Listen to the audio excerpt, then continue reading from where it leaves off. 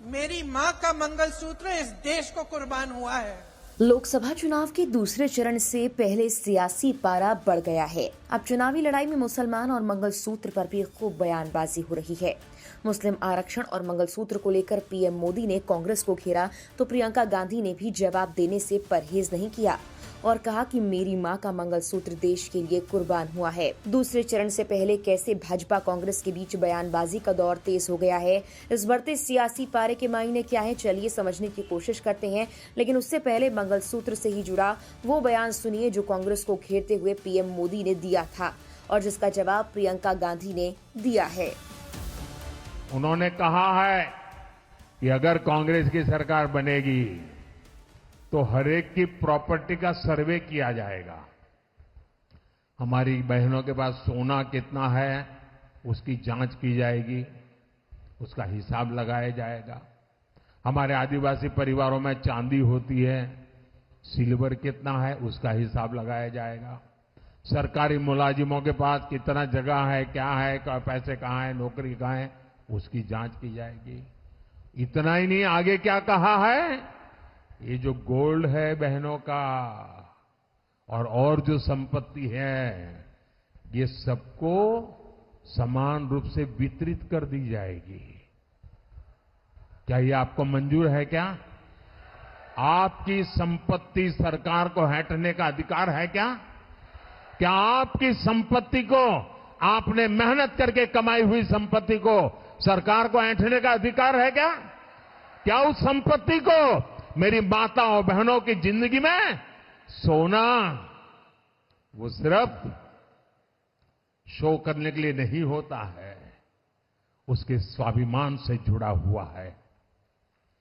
उसका मंगलसूत्र वो एक सोने का कीमत का मुद्दा नहीं है, उसके जीवन के सपनों से जुड़ा हुआ है। तुम उसे छीनने की बात कर रहे हो अपने मैनिफेस्टो में।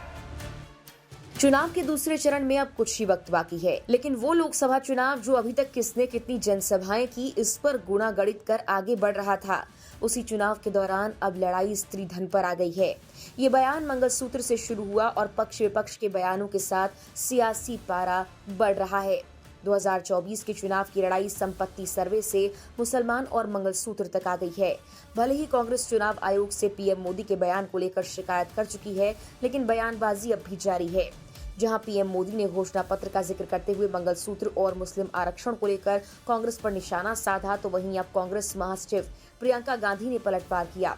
प्रियंका गांधी ने कहा कि उनकी मां यानी सोनिया गांधी का मंगलसूत्र देश के लिए कुर्बान हुआ है। सुनिए प्रियंका गांधी का पूरा बयान। कैसी कैसी बहकी बहकी बातें। पिछले 2 दिनों में अब ये शुरू हुआ है कि कांग्रेस पार्टी चाहती है कि आपके मंगलसूत्र और आपका सोना आपसे छीन ले। 70 सालों से ये देश स्वतंत्र है। 55 सालों के लिए कांग्रेस की सरकार रही है। किसी ने आपसे सोना छीना, आपके मंगलसूत्र छीने? इंदिरा गांधी ने अपना सोना, जब जंग हुई थी, अपना सोना देश को दिया। मेरी मां का मंगलसूत्र इस देश को कुर्बान हुआ है। दरअसल राजस्थान में जनसभा के दौरान पीएम मोदी ने कहा था, पहले जब इनकी सरकार थी तब उन्होंने देश की संपत्ति पर पहला हक मुसलमानों का है ये बयान दिया था। इसका मतलब ये कि संपत्ति इकट्ठा करके किसको बांटेंगे? जिनके ज्यादा बच्चे हैं उनको बांटेंगे। इसके बाद भाजपा के सभी प्रचारक और नेता इसी मुद्दे पर कांग्रेस को घेरने में लग गए हैं। पीएम मोदी ने मुस्लिम आरक्षण पर भी एक बयान दिया और कहा, कांग्रेस पार्टी ने संविधान के साथ, बाबा साहब आंबेडकर के दिए हुए संविधान के साथ किस प्रकार से खिलवाड़ करने की कोशिश की।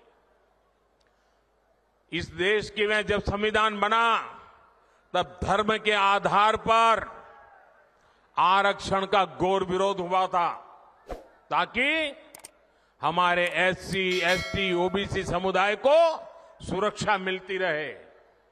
लेकिन उन्होंने, मनमोहन सिंह जी ने भाषण किया था और उस सभा में मैं मौजूद था मुख्यमंत्री के नाते, मुस्लिमों का देश के संसाधनों पर पहला हक है, ये मनमोहन जी का बयान है।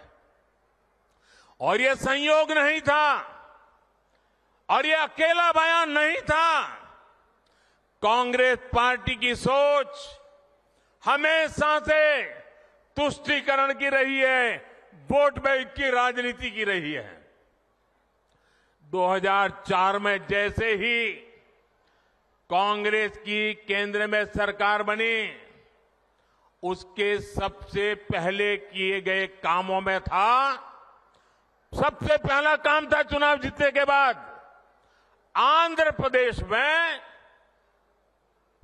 एससी एसटी के रिजर्वेशन में से कमी करके मुसलमानों को रिजर्वेशन देने का प्रयास। बता दें कि इसी महीने कांग्रेस 48 पन्नों का घोषणा पत्र लेकर आई। इसमें 5 न्याय और 25 गारंटी जनता को कांग्रेस ने दी हैं। इस घोषणा पत्र को लेकर भाजपा लगातार कांग्रेस को घेर रही है। केंद्रीय मंत्री गजेंद्र सिंह शेखावत ने कांग्रेस पार्टी पर कटाक्ष करते हुए कहा था कि उनका घोषणा पत्र महज वक्फ बोर्ड की घोषणा है। उन्होंने कांग्रेस पार्टी द्वारा की गई घोषणा की तुलना उन घोषणाओं से की जो आजादी से पहले मुस्लिम लीग करती थी।